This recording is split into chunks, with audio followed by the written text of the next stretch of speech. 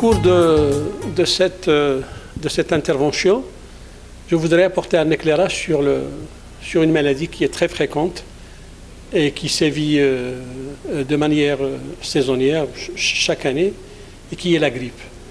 Et la question de la grippe se pose dans les temps qui courent avec une grande acuité pour plusieurs raisons. La première, c'est que c'est une maladie qui a des similitudes sur le plan clinique avec la Covid-19, parce qu'ils ont pratiquement les mêmes signes, la fièvre, la toux, bien sûr la fatigue, avec quelques nuances qui sont très légères. Et puis il y a aussi un autre problème qui me semble assez intéressant, c'est qu'on a souvent tendance à confondre la grippe avec le rhume, alors que c'est deux entités nosologiques qui sont complètement différentes. Le rhume,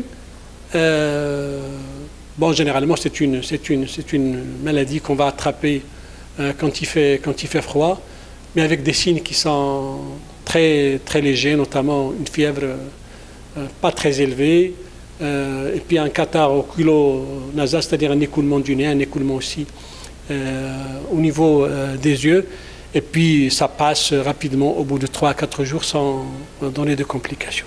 La grippe, contrairement au rhume, c'est une vraie maladie. C'est un tableau qui est assez parlant, assez bruyant, et c'est un tableau clinique qui peut bien sûr se compliquer de complications parfois très grave, et le nombre de décès liés à la grippe dans le monde dépasse les 150 000, voire même 200 300 000 par an. Malheureusement, on ne maîtrise pas les données sur les mortalités liées à la grippe. Au Maroc, on connaît les chiffres en termes de morbidité, on connaît les tendances en termes de morbidité, mais en termes de mortalité, on ignore le nombre de décès qui sont liés à la grippe. La grippe, généralement, c'est une fièvre qui est généralement assez élevée. C'est bien sûr, qui s'accompagne de maux de tête, qui s'accompagne aussi d'une toux sèche qui peut devenir par la suite productive, mais avec bien sûr une fatigue, avec des douleurs musculaires, des courbatures, etc. Ça peut durer plusieurs jours. C'est une maladie qui est hautement contagieuse.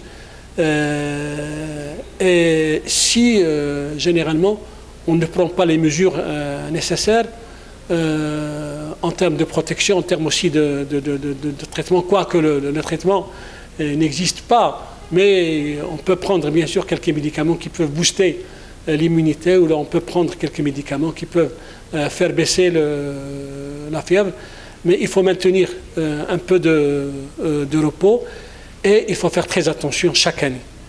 Et ce qui est intéressant avec bien sûr la Covid-19, c'est qu'il y a une culture de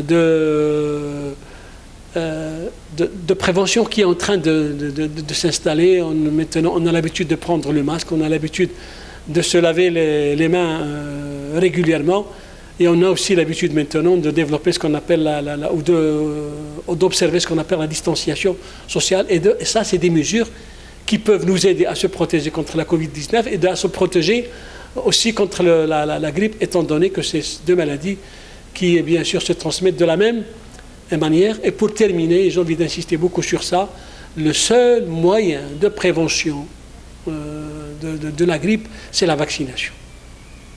La vaccination, bien sûr, c'est une vaccination qui doit se faire chaque année, et les populations les plus concernées par la vaccination, c'est les bébés, les enfants de moins de 2 ans. Les femmes enceintes doivent aussi se protéger contre la grippe. Les femmes enceintes doivent se faire vacciner contre la grippe. Il y a les personnes d'un certain âge, notamment les personnes qui ont plus de 65 ans, telles que le recommande bien évidemment l'Organisation mondiale de la santé. Et puis il y a aussi les personnes qui sont porteuses d'une comorbidité, notamment un cancer ou là une maladie cardiovasculaire. Il y a un diabète qui est mal équilibré, il peut compliquer aussi, parce que toutes ces maladies-là, ils sont connus d'affaiblir l'immunité de l'organisme. Et puis il y a aussi l'obésité et d'autres maladies qui peuvent favoriser l'évolution de la maladie grippale vers bien sûr une complication qui parfois peut être redoutable.